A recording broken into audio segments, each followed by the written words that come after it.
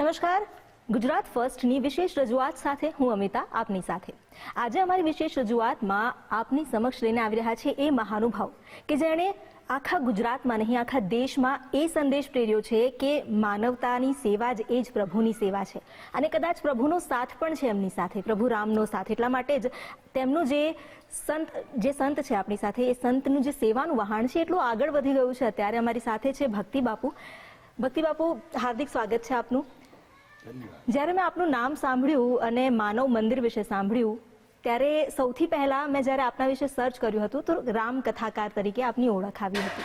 પરંતુ જેમ જેમ વધારે જોતી ગઈ તો એવું લાગ્યું કે આ માત્ર રામ કથાકાર નથી, આ એક એવા સંત છે જેમણે ખરેખર એક વિશ્વાસના જે હલેસા છે એ મારીને અને શ્રદ્ધાના સથવારે તમે એટલા આગળ પહોંચ્યા છો કે આજે તમે માનવની સેવા કરો છો, એવા માનવ કે જેઓ ભગવાનનો પ્રસાદ છે. કદાચ આજે રામ ભગવાનની વાત કરવા પહેલાં તો હું આવી છું કારણ કે આપણા સૌના આરાધ્ય દેવ શ્રી રામ, તેમનું આજે મતલબ હવે પ્રાણ પ્રતિષ્ઠાન થશે અને અવધમાં નિજ મંદિરમાં જ્યારે ભગવાન બિરાજવા જઈ રહ્યા છે તો સૌ કોઈના આનંદની અનુભૂતિ છે. આપનો તો સંબંધ રહ્યો છે રામ ભક્તિ, રામ કથા સાથે, તો આપની કેવી અનુભૂતિ? જય સિયારામ. ભગવાન રામની જ્યારે પ્રાણ પ્રતિષ્ઠા થઈ રહી હોય ત્યારે એ આનંદ એ વ્યક્ત કરી શકાય એવો છે નહીં, એ અનુભૂતિનો વિષય છે, શબ્દોથી વર્ણવી નહીં શકાય. મંગલ મૂલ લગન દિની આવા, રામચરિત માનસમાં એવું કીધું છે કે જીવનનો શ્રેષ્ઠ દિવસ અને ખૂબ જ આનંદની અનુભૂતિ કરીએ છીએ કે એ પ્રતિષ્ઠાના યુગમાં આપણે જીવિત છીએ. યુગોથી સદીઓથી જે વાતની આપણે રાહ જોઈ રહ્યા હતા એ ભગવાન રાઘવેન્દ્ર સરકાર નિજ મંદિરમાં બિરાજિત થઈ રહ્યા છે ત્યારે મને જે આનંદ થઈ રહ્યો, કારણ કે મારો જન્મ રામજી મંદિરમાં થયો, મારા પિતા રામ ભક્ત, રામાયણ ઉપર પ્રવચન કરતા, મેં 87થી રામકથાની શરૂઆત કરેલી, એટલે શ્વાસોશ્વાસમાં રામ વણાયેલ છે અને રામ અમારો ઈષ્ટદેવ છે. રાઘવેન્દ્ર સરકારને મંદિરની પ્રતિષ્ઠા થઈ રહી હોય એ આનંદ અવર્ણનીય છે, અવિગત છે, અગમ છે, અલૌકિક છે. એનું વર્ણન શબ્દો દ્વારા હું નહીં કરી શકું. કદાચ આવી જ અનુભૂતિ બહુ ઘણા બધા ભક્તોને થઈ રહી છે, પણ મેં મારો અનુભવ એ પણ જોયો કે અત્યારે માત્ર રામ ભક્તો નહીં પરંતુ આખો ભારત દેશ, જ્યાં ધર્મસ્થ પ્રજા છે, ધર્મપ્રિય પ્રજા છે, આપણા દેશની બહારના જે લોકો છે જેઓ ધર્મમાં માને છે, તે સૌ કોઈ અત્યારે એટલા ઉલ્લાસિત છે જાણે પ્રતિષ્ઠા મંદિરમાં નહીં પણ તેમના અંતર્મનમાં થઈ રહી છે. રામ ભક્તિની આવી પરાકાષ્ઠા કળિયુગમાં ક્યારેય કલ્પી હોય? અવાસ્તવિક ઘટનાઓ જ્યારે ઘટવા માંડે છે એ અસ્તિત્વનું પ્રમાણ છે. ઈશ્વરની અનુભૂતિ તમે જો કરી શકો, કોઈને જબરજસ્તીથી રામ જન્મભૂમિ, રામ મંદિર માટે કોઈ કહેતું નથી, અને છતાંય સમગ્ર માહોલ હિન્દુ, મુસ્લિમ, શીખ, ઈસાઈ સમગ્ર વર્લ્ડમાં રામમય માહોલ બન્યો છે. આ જ પ્રમાણ છે પરમાત્માનું. આજ તમારો જો અંતરાત્મા કબૂલે તો આનાથી મોટું પ્રમાણ દુનિયામાં કોઈ હોઈ ન શકે. જે લોકો રામ માટે એટલા બધા આનંદિત છે, જેને ધર્મમાં પ્રીતિ છે કે નહીં, જે જાતિ પાતિ કુલ કાંઈ મતલબ નથી, કેવળ બધા જ લોકો રામ મંદિરની પ્રતિષ્ઠા થઈ રહી છે એનો આનંદ પૂરું સમગ્ર જગત રામમય બની ગયું છે. માહોલ આખો થઈ ગયો છે. આ કોઈ વ્યક્તિથી ન થઈ શકે, ષડયંત્રોથી સફળતા મળે, શ્રેષ્ઠતા કોઈ દી ના મળે. એટલે અત્યારે જે વાતાવરણ બંધાઈ રહ્યું છે એ કેવળ રામ કૃપા છે. બિલકુલ, આપે જે વાત કરી ષડયંત્રથી સફળતા મળે, શ્રેષ્ઠતા ના મળે, આ સુવિચાર મેં આપના આશ્રમમાં આવતા જ વાંચ્યો હતો અને ત્યારથી મારા મગજમાં રમતો હતો. જ્યારે આપે આ વાત કરી, આપણે રામ મંદિરની વાત કરીએ છીએ તો રાજનીતિ ઘણી થઈ, રાજનીતિની વાત નહીં કરીએ આપણે, પણ રાજનેતાની વાત કરવી છે. કારણ કે રામ મંદિર એટલે સૈકાઓ જૂનો ભગવાન રામનો વનવાસ હવે પૂરો થયો એવું ભક્તો માને છે અને કદાચ વર્ષો જૂનું આંદોલન એ પણ હવે અંત થયું અને રામ ભક્તોનું જે સપનું હતું એ ચરિતાર્થ થઈ રહ્યું છે. તો આખી જે ઘટમાળ છે એમાં શું આપને પ્રધાનમંત્રી નરેન્દ્ર મોદી એમની ભૂમિકા કેટલી મહત્વની લાગે છે? જો કોઈ પણ વિવાદ હોય તો આપણો મતલબ તો રામ મંદિરથી હતો. કોના દ્વારા થઈ રહ્યું છે, કોણ કરી રહ્યું છે એનાથી મતલબ નથી. એક વાત કે આપણો મકસદ એક જ છે, ભગવાન રામલલ્લા એના નિજ મંદિરમાં બિરાજે. કોનાથી બિરાજે, ક્યારે બિરાજે એ મહત્વનું નથી. અને સૌથી મહત્વની વાત રાજનેતા એને જ કહી શકાય છે વિવાદોને પૂર્ણ કરે અને જે પ્રશ્ન સમસ્યા ઊભી થઈ છે એનો હલ કરે. એટલે હું ખૂબ ખૂબ હૃદયથી નરેન્દ્ર મોદીભાઈને ધન્યવાદ આપું છું નરેન્દ્રભાઈએ જે આ પ્રશ્ન ઉકેલો, સમાજની ગૂંચ ઉકેલી, કાયમી માટેનો જે વિવાદ હતો એનો અંત લાવ્યા, એટલે ખૂબ હૃદયથી એક રામ પ્રેમી તરીકે અંતરથી હું એને ખૂબ ખૂબ શુભકામના અને ધન્યવાદ આપું છું. એમણે જે કાર્ય કર્યું કદાચ એ ભારતની છબી માટે પણ ઘણું સારું રહ્યું છે. ન માત્ર રામ મંદિરની વાત હોય, પરંતુ ઘણા બધા એવા એમણે નિર્ણયો લીધા. આ દાયકો ભારતની ઉન્નતિનો દાયકો રહ્યો એવું કહી શકાય. કદાચ અત્યારે નાના ભૂલકા જોઈ લો, ટેકનોસેવી યુવાધન જોઈ લો, કે પછી આપણે ધર્મપ્રીતિ ધરાવતી જે પ્રજા છે, આ તમામ વર્ગ એમનો ચાહક છે. તો શું એવું માનો છો એ રાજનાયક છે આપણા દેશ માટે? રિયલમાં એ માણસ, એ વ્યક્તિ એવી છે કે જેની જે કૌશલ્ય હોય એને સ્ટેન્ડ આપે છે. કોઈ લાગવગને સ્થાન નથી. કોઈ મહાભારતમાં લખ્યું છે મામકા મામકા, એમ પોતાનાને આગળ લાવવા એવો કોઈ નથી. જેની પાસે જે કૌશલ્ય એને સ્ટેન્ડ મળે છે. અને આ વ્યક્તિની ભૂમિકા ઇતિહાસમાં નોંધ લેવાશે. કારણ કે આના સમયમાં આણે આ વિવાદના ઉકેલ લાવ્યા. આ રામ મંદિરનું નિર્માણનો યશ એને મળે છે. અને નેતા અને મુખ્ય આ દેશનો વ્યક્તિ છે, પ્રથમ નાગરિક કે જે કાંઈ ગણો, આ બધા નેતાઓ જેણે જેણે પ્રયત્નો કર્યા છે, એણે રામ મંદિર નિર્માણની ભૂમિકામાં જે ભાગ ભજવો છે, ઇતિહાસ અને અસ્તિત્વ બંને એની નોંધ લેશે. આ સમય એવો વિપરીત હતો કે આમાં જે આ નિર્ણય લઈ આવ્યા છે, જે કંઈ સુધારા કર્યા, રિયલમાં રાજનેતા એને જ કહેવાય કે દેશના વિટંબણાઓ, સમસ્યાઓ કે પ્રશ્નોનું સમાધાન કરે એ સર્વશ્રેષ્ઠ રાજનેતા છે. આપ સંત છો, તેમ છતાં હું આપની સાથે રાજનીતિની પણ વાત કરી રહ્યું છું, કારણ કે એક સંત તરીકે આપની જે વિવેક બુદ્ધિ છે એ સમાજને પણ દર્શન આપે છે, માર્ગદર્શન આપે છે. અને જ્યારે આપે કહ્યું કે આવા જ રાજનેતા હોવા જોઈએ, પણ કેટલાય એવા નેતા છે જે સનાતન ધર્મ પર ટીકા ટિપ્પણી કરીને સસ્તી પ્રસિદ્ધિ મેળવી લે. એ લોકોમાં પણ એક વિવેક બુદ્ધિની જરૂર છે એવું નથી લાગતું? જો એ દરેકના પોતપોતાના પર્સનલ વિચારો છે, એને શું ગમે છે એના ઉપર આપણે કોઈ આપણા નિર્ણયો દાબી ન શકીએ. પણ ઘણી વખત એવું હોય છે કે એને પર્સનલી રામ પ્રત્યે કંઈ નથી હોતું, રામના પ્રેમી હોય, પણ યશ બીજાને મળે એ જોઈ ન શકતા હોય. આ દુનિયામાં એક નિયમ એવો છે કે જે પોતાના માટે જીવે છે એનું મરણ થાય છે, બીજાના માટે જીવે છે એનું સ્મરણ થાય છે. એટલે આમાં જેણે જેણે યોગદાન આપ્યું છે એનું સ્મરણ સદીઓ સુધી રહેશે. એટલે આ સમય એવો છે કે આમાં સ્વીકૃતિ કરી લેવી જોઈએ, સ્વીકાર કરવો જોઈએ, એક્સેપ્ટ કરવું જોઈએ અને પોઝિટિવ વિચારધારા હોવી જોઈએ. બાકી તો દરેકને પોતપોતાની વિચારધારા છે. માણસ પોતાની જે ધારે છે એવું વિચારે છે, અને એ જ્યારે વિચારે છે ત્યારે એનું વ્યક્તિત્વ આપણને દેખાઈ આવે છે કે આનું અંદરનું વ્યક્તિત્વ કેવું છે. માણસની બે છબી છે, એક બાહ્ય વિચારધારા, એક આંતરિક વિચારધારા. માણસ જ્યારે બોલે ને ત્યારે તમે એની પાછળ વ્યા જાઓ એટલે ખબર પડે કે આ ક્યાં ઊભો છે ને ક્યાંથી બોલે છે. એટલે એના માટે બહુ નહીં વિચારવું. તમે બીજાના માટે વિચારો ને એનો અર્થ એ થાય છે કે તમે તમારો સમય ગુમાવો છો. બીજાના માટે વિચારવાનું બંધ કરો. તમારે શું કરવું છે, બસ આટલો ટાર્ગેટ ઉપર વિચાર કરવો છે. Eat be drink and be merry, it is not motto of our life. જિંદગીનો એક મકસદ હોવો જોઈએ, એક ધ્યેય હોવો જોઈએ. God's method are slow but certain. ઈશ્વરનો ન્યાય ધીમો છે પરંતુ ચોક્કસ છે. એટલે કોણ શું કરે છે એ બધું વિચારવાને બદલે આપણે શું કરવું જોઈએ, ધેટ્સ ઓલ. ખેર, ઘણી વાતો કરી આપણે આની, પણ હવે રામ ભક્તિની પણ વાત કરીએ. જ્યારે ભક્તિની વાત આવે છે, આપનું નામ, આપના નામમાં પણ ભક્તિ છે, આપના કાર્ય પણ ભક્તિસભર છે. જ્યારે મેં આ આશ્રમમાં પગ મૂક્યો તો મારા મનમાં પણ એ ભાવ જાગ્યો. તો આપની જે આ દિશા છે, આપની આ દિશા શું રામ ભક્તિ નહીં પ્રેરિત?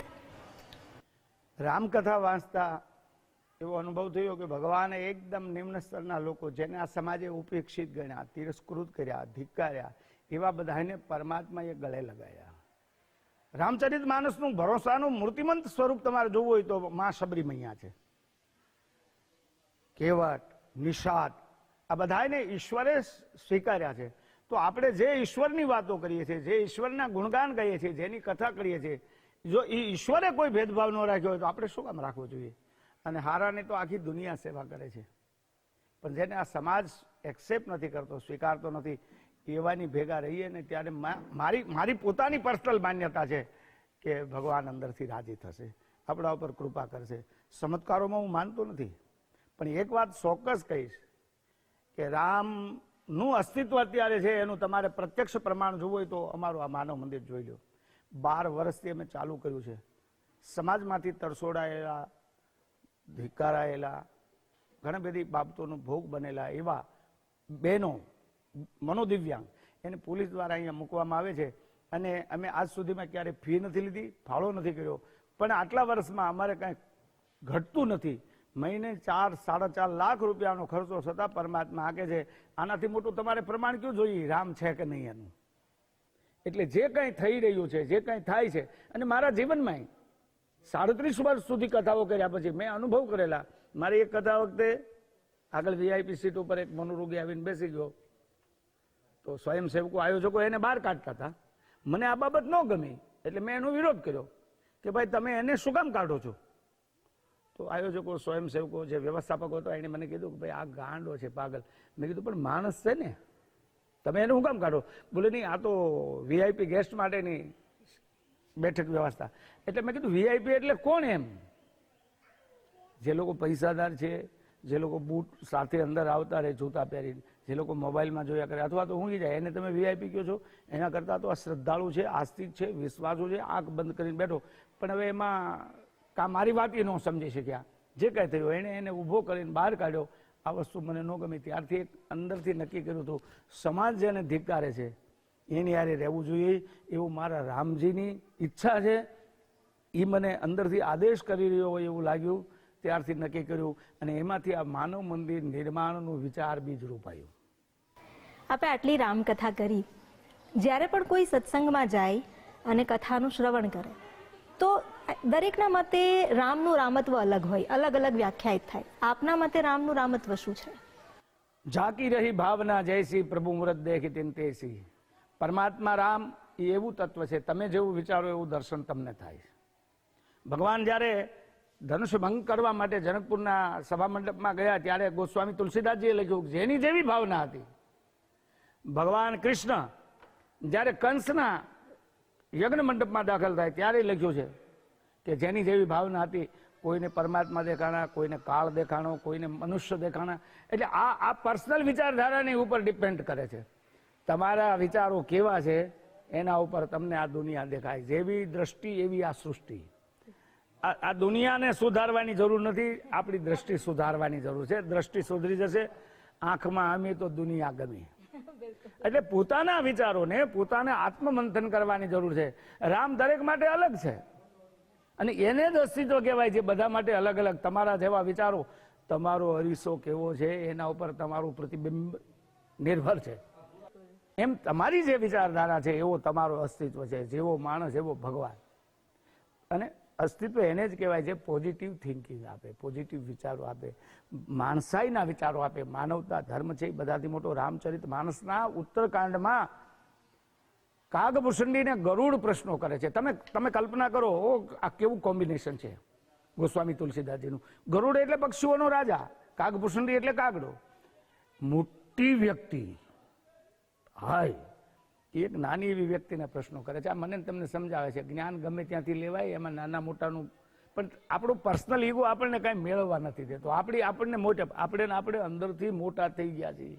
આ વાંધો ન્યા પડે છે કે ધર્મ કોને કહેવાય એમ ગરુડે પૂછ્યું ત્યારે એક સોપાઈમાં કાગભૂષણજી જવાબ આપે છે કે પરહિત સારી ધર્મ નહીં ભાઈ, પર પીડા સમ નહીં યદ માહી પર પીડા સમ. આ દુનિયામાં માનવતાથી મોટો ધર્મ નથી.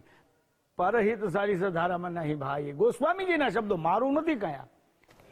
આપે તુલસીદાસજીને 2-3 વાર ઉલ્લેખ કર્યો, તેમની ચોપાઈ પણ કહી. આપણા દેશમાં રામાયણના ઘણા બધા અલગ અલગ વેરિએશન્સ છે, પણ એમાં સૌથી મહત્વની જોવામાં આવે તો એક વાલ્મીકીકૃત રામાયણ અને એક તુલસીદાસજીની રામચરિતમાનસ. આપનો ઝુકાવ કોના તરફ વધારે અને બંનેના રામમાં શું ફરક? જો આપણે ત્યાં અત્યારે 110 ઉપર રામચરિતમાનસ મળે છે અલગ અલગ. એમાં સૌથી મહત્વના આદિકવિ વાલ્મીકીનું પહેલું રામાયણ, જેમાં રામનું વૈરાગ્ય અને દુઃખનું વર્ણન છે. એટલે વાલ્મીકીને એમ થયું કે આમાં તકલીફ અને દુઃખની જ વાતો છે, એટલે એણે બીજું રામાયણનું સર્જન કર્યું. એનું નામ છે આનંદ રામાયણ. અને ત્રીજું છે વશિષ્ઠ મહારાજનું બનાવેલું યોગ વશિષ્ઠ રામાયણ. એટલે આ સત, સીત અને આનંદ ત્રણેય રામાયણનો સમન્વય કરીને ગોસ્વામી તુલસીદાસજીએ જે રામચરિત માનસનું સર્જન કર્યું એ બિલકુલ નાગરી લિપિમાં આપણી ભાષામાં છે. આપણો ઝુકાવ એના પ્રત્યે હોય એનું કારણ પહેલાં તો સંસ્કૃતમાં છે. જ્યારે ગુજરાતની ભાષા અને ગ્રામીણ ગીરા સૌથી મહત્વની બાબત તો એ છે, તમને અસર ત્યારે જ થાય જે તમારી ભાષામાં હોય અને હૃદયથી નીકળેલા શબ્દો હૃદય સુધી ટચ કરે છે. અમે ગુજરાતીઓ છીએ, અહીંયા ગુજરાતમાં જન્મ છીએ, ગુજરાતમાં ઉછર્યા છીએ, તો અમને ગુજરાતી વધારે ગમવાનું છે. પછી હિન્દી રાષ્ટ્રભાષા છે, એની વધારે અસર થવાની છે. અને આજે મોટી કરુણતા આ દેશની એ છે કે સંસ્કૃત બહુ મહત્વનું છે. આજે ધીમે ધીમે બધી બાજુથી સંસ્કૃત ભાષા નીકળતી જાય છે. સત્તાઓને, સમજણા માણસોને અને વિવેકી માણસોને મારી કરબદ્ધ પ્રાર્થના છે, સંસ્કૃતને પ્રાધાન્ય આપવું જોઈએ. અને એટલા માટે કે આપણું જે કાંઈ ધર્મ જગત છે એ સંપૂર્ણ સંસ્કૃતમાં છે. ધાર્મિક માણસ ત્યારે જ બની શકે સંસ્કૃતનો સ્ટડી કરતો હોય, સંસ્કૃત સમજતો હોય. નહીં તો હું ગમે એ સંસ્કૃતમાં બોલું તો હવે તમને સંસ્કૃત જ ન આવડતો હોય, ક્યાંથી ખબર પડવાની હું સાચું બોલું છું ખોટું બોલું છું. એટલે જરૂરિયાત એ છે સંસ્કૃતની પ્રાધાન્યતા આપવી જોઈએ, જેથી કરીને ધર્મની બિલકુલ નજીક લોકો જઈ શકે. કોઈ કહે એમ નહીં, પોતે વાંચે, એના ઉપર રિસર્ચ કરે, એનાલિસિસ કરે અને શું ધર્મ જગત કહેવા માંગે છે એ સમજી શકે. પણ આપણે તુલસીદાસજી પ્રત્યે ઝુકાવ એટલા માટે છે કે એ આપણી ભાષામાં બોલે છે અને લોકો સુધી એ વાત અસર કરે છે. પોતાની ભાષામાં નીકળેલા શબ્દો હૃદયથી જો નીકળે ને તો બીજાના હૃદય સુધી અક્ષર બ્રહ્મ છે, એ અવિનાશી તત્વ છે, એનો ક્યારેય નાશ નથી. શબ્દહાર, શબ્દપાર, શબ્દો કે ઢંઢેરિયા, સચ્ચા શબ્દ કોઈ બતાવે હોય સદગુરુ મેરિયા. શબ્દે માર્યા મરી ગયા, શબ્દે છોડ્યા પ્રાણ, જેણે જેણે શબ્દ વિચાર્યા સુધરી ગયા કાલ. ગોસ્વામી તુલસીદાસજી એકદમ સરળ ભાષામાં નિરઅભિમાનપણાથી કહ બાલક કર તો તારી બાતા, એક બાળકની કાલ દૂધીવાળી ભાષા એમ કહીને ગોસ્વામીજીએ જે રામચરિત માનસ લખ્યું છે એની અસર અમારા ઉપર વધારે છે. કારણ કે અમારા પેઢીઓથી તુલસીકૃત રામાયણ વંચાતું આવતું અને અમારા પૂર્વજો, અમારા વડીલો સંસ્કૃતના અભ્યાસી હોય કે ન હોય મને ખબર નથી, પણ વધારે વધારે રામચરિત માનસના અમારે ત્યાં અખંડ 24 કલાકનો પાઠ થાય, માસ પારાયણનો પાઠ થાય, નવા પારાયણનો પાઠ થાય. આ બધા કારણે અમે ગોસ્વામી તુલસીદાસજીના રામચરિત માનસ ઉપર વધારે અભિભૂત. બાકીની રામાયણો મહાન જ છે, મહત્વની જ છે, એના માટે કોઈ ના નથી, પણ કદાચ અમે ટૂંકા પડતા છું. બધી રામાયણમાં પ્રસંગ તો લગભગ સમાંતર છે અને જ્યાં સુધી આપણે માનીએ છીએ કે કારણ કે સનાતન ધર્મનું એક અભિન્ન પાસું છે રામાયણ, તો જેટલા પણ પ્રસંગ છે ખજાનો છે સારનો. આપના મતે કોઈ એવો ટૂંક સાર ખરો જે આજની યુવા પેઢી માટે મહત્વનો હોઈ શકે? રામચરિત માનસ એ સનાતન ધર્મ માટે બધાથી શ્રેષ્ઠ અને બેસ્ટ છે. કારણ કે એમાં આ બધી જે ઘટનાઓ ઘટે છે એ રામ, લખન, ભરત, શત્રુઘ્નની યુવા અવસ્થામાં બની રહી છે. એટલે સૌથી વધારે અસર યુવાનોને થાય. ભાઈ કેવો હોય, ભાઈ પ્રત્યેનો વ્યવહાર કેવો હોય, બાપ દીકરાનો વ્યવહાર કેવો હોય, ત્યારે દીકરાની શું ફરજ છે, મા દીકરાનો કેવો વ્યવહાર હોય, આ યુવા સમાજને બધું જ લાગુ પડે છે અને યુવાનોને આમાંથી પ્રેરણા મળે. યુવાનોનું જીવન, યુવાનોનું કેરેક્ટર કેવું હોવું જોઈએ. Character is the best. વ્યક્તિ કોઈ દિવસ મહાન નથી, એનું ચારિત્ર મહાન છે. અને એ ચારિત્ર એટલા માટે તો ભગવાન રાઘવેન્દ્ર સરકારને આપણે મર્યાદા પુરુષોત્તમ રામ કહીએ છીએ. એ કાંઈ અમસ્તા નથી કહેતા. અને એ મર્યાદાઓ જો જીવનમાં લેવી હોય તો ભગવાન રામના દર્શન કરવા જોઈએ, રામનું અધ્યયન કરવું જોઈએ, રામના ઉપર શ્રદ્ધા અને વિશ્વાસ ને ભરોસો વધવો જોઈએ, જેનાથી આ યુવાનોનું જીવન પરિવર્તન. આજે સૌથી મોટી કટોકટી હોય તો મર્યાદાઓની છે, સંસ્કારોની છે. શિક્ષણના ટ્યુશન ચાલે છે, શિક્ષણની સંસ્થાઓ છે, શિક્ષણ વેચાતું મળે છે, સંસ્કારો તો વેચાતા મળતા નથી. અને એના માટે આ કથાઓ છે, સત્સંગ છે. ભણી તો એક આજે આઈક્યુ અંક બહુ ઊંચો છે. તમે જુઓ, એક સમય એવો હતો 60-65% આવે ત્યાં આપણે લોકો એમ કહેતા ઓહો આને 65% આવ્યા છે. આજે 95 આવે, 90 આવે તો કોઈને નવીનતા નથી લાગતી. એનું કારણ આઈક્યુ અંક ઊંચો ગયો છે. એની સામે HQ લોકો ઇમોશનલ નથી, લાગણી વિહીન થતા જાય, સંવેદનાઓ મરી પરવારતી જાય છે. એ સંસ્કારો માટે, સંવેદનાઓ માટે, એ ફિલિંગ માટે ધર્મશાસ્ત્રો, રામચરિત માનસ, શ્રીમદ ભાગવતજી, શિવ મહાપુરાણ, આ બધા ગ્રંથો આપણા માટે જરૂરી છે. કથાઓ થવી જોઈએ, સત્સંગ થવા જોઈએ, કારણ કે એ સંસ્કારોનું ટ્યુશન છે. હું તમને આવું સીધી વાત કરું, સારો માણસ બનવાના ટ્યુશન બને છે, પણ ક્યાંય ટપોરીના ટ્યુશન બને? છતાં ટપોરીઓ થાય છે આજે. એટલે જરૂરી એ છે માહોલ આપવો જોઈએ. હવે પછીની પેઢીને આ બધો માહોલ આપવો જ પડશે, તો જ તમે જુઓ, જે દેશમાં શ્રવણ જન્મ હોય એ દેશમાં વૃદ્ધાશ્રમો કલંકરૂપ છે. એનું કારણ શું? સંસ્કારોથી વિહીન પ્રજા થતી જાય છે. સૌથી મોટી ચિંતા બાળકોની નથી, પણ મા બાપની પાસે સમય નથી, પોતાના બાળકો માટે સમય નથી આપતા. સતત બધા મોબાઈલ યુગમાં નેટ છે ને એનો અતિરેક થઈ રહ્યો છે. હું આપને કહું, મેં હમણાં ફેસબુક ઉપર ફોટો જોયેલો, એમાં લખ્યું હતું વેકેશનમાં બા પાસે. આખો પરિવાર બેઠો તો, બા હતા, બધા પોતપોતાના ફોનમાં મસ્ત હતા, બા નિમાણી બેઠી હતી. આમાં ક્યાં બા હારે છીએ? આજે હું ને તમે પરિવાર હારે તો નથી, આપણે આપણી હારે નથી. આપણે પોતાની હારે હોઈએ ને તોય ઘણું છે. આજે સમાજમાં મોટામાં મોટી તકલીફ એ છે કે વ્યક્તિ પોતે પોતાની સાથે નથી. સવારમાં જાગે ત્યારે જુદો, તમે તમારું થિંકિંગ કરજો. સવારમાં જાગે ત્યારે જુદો, ફ્રેશ થાય એટલે જુદો, બહાર નીકળે એટલે જુદો, ધંધા ઉપર જાય એટલે જુદો, નોકરીમાં જાય એટલે જુદો, સાંજ પડે એટલે થાકેલો જુદો, ક્લબમાં જાય, બારમાં જાય, ફરવા જાય તો જુદો, ડિનરમાં જાય તો જુદો, ફેમિલી સાથે જુદો, બેડરૂમે જુદો. ન જાણે કેટલા રૂપ બનાવ્યા છે આ માણસે. નકાબ પહેરીને જીવીએ છીએ. સત્સંગનું મેઇન હેતુ એ છે કે તમારા નકાબ ચીરી, તમારા મુખવટા તોડી, તમે કેવા છો, જેવા છો એવા બનાવે, તમારો મૂળ ચહેરો તમને પાછો આપે. એ સત્સંગનું રિઝલ્ટ છે. બિલકુલ, એટલે સ્વયંની શોધ શીખવે છે રામ. અને જે પણ સપ્તાહની કથા થાય છે તે ભક્તિ બાપુ, આપ અમારી સાથે જોડાયા અને આપના તરફથી જે જ્ઞાન મળ્યું છે એ ખરેખર ખૂબ જ અત્યારે એવી અનુભૂતિ થઈ રહી છે કે મેં પણ એક સત્સંગ આખું કમ્પ્લીટ કરી દીધું હોય. આપ અમારી સાથે જોડાયા, આપનો ખૂબ ખૂબ આભાર. તો વિશેષ રજૂઆતમાં અત્યારે બસ આટલું જ. આપ જોતા રહો ગુજરાત ફર્સ્ટ. જય શ્રી રામ.